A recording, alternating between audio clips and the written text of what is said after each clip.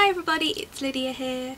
Today's Throwback Thursday is The Daydreamer by Ian McEwan. Now this book is a series of 7 interlinked stories about a character named Peter, who is, as the title suggests, a daydreamer.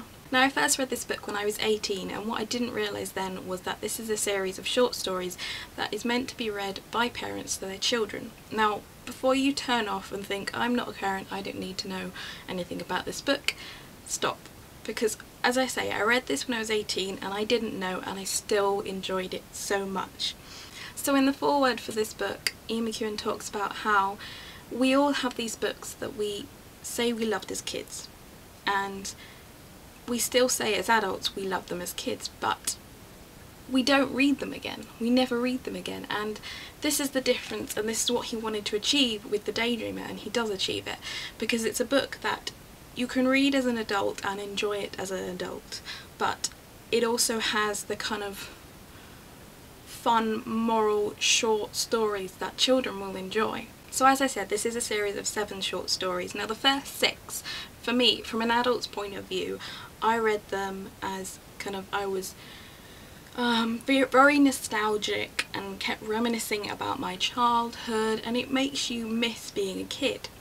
And then you get to the 7th story, and I'm not going to spoil anything, but it's basically about how growing up isn't as bad as it seems, and as an adult that kind of makes you realise, you know what, I love being a kid, but I think I love being an adult more. And I think if you flip it around, and if you're a kid and you read this as a child, or read this as a child by a parent, you would see the first 6 as, you know, this is my life, this is what I get up to, I can relate to these things, and these stories are teaching me things, etc. And then the final one is like, I love being a kid, but I'm not scared about growing up, because look what exciting things I'm going to get up to as an adult.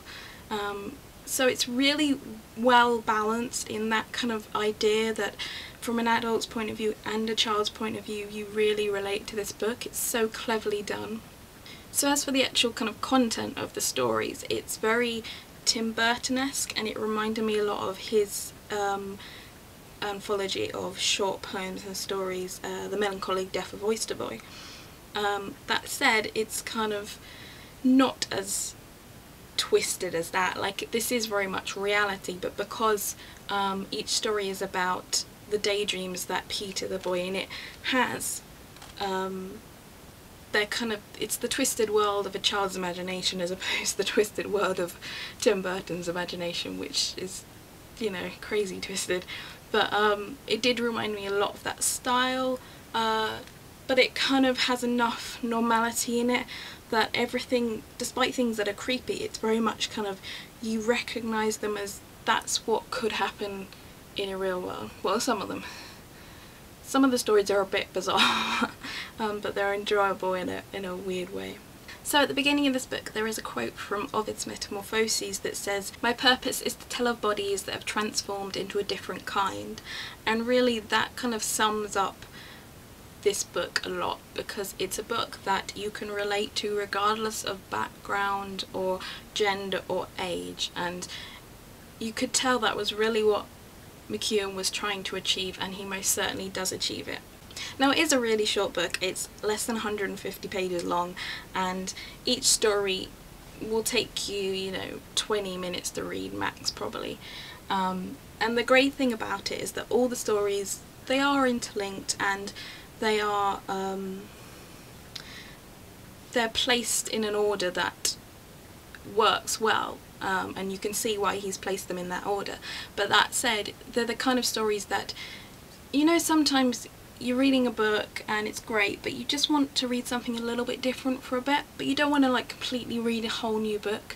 And that's what this book is great for. It's a book that you can literally just pick up and read, you know, a 20-minute different story, and you don't even have to start at the beginning, you could start at the end, you could start in the middle, you could just pick a random story out of the 7 and read it, and they're really well written, they're all really interesting, and it's the kind of thing that, I don't know about you, but I just love having diversity in what I'm reading, and being able to do that kind of thing, and having books like this where I can just decide, you know what, I just want to read something different for a while, oh, I'll read a short story from that.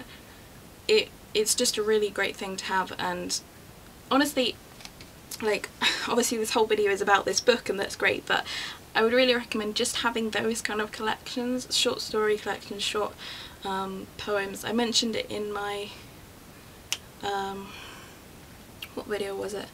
I don't know what it was. I did a video the other day in which I talked about Edgar Allan Poe and his complete works, and how having those kind of books around, complete works around, that you can just pick up on a whim and read a little bit from. It's really great as a reader, and it's really interesting to have that diversity. So I would really recommend doing that, like, to anyone. It's certainly something that I never used to do, but I really like doing that now as an adult. And just a little random tip, nothing really to do with actually this book, but I would recommend this book for that.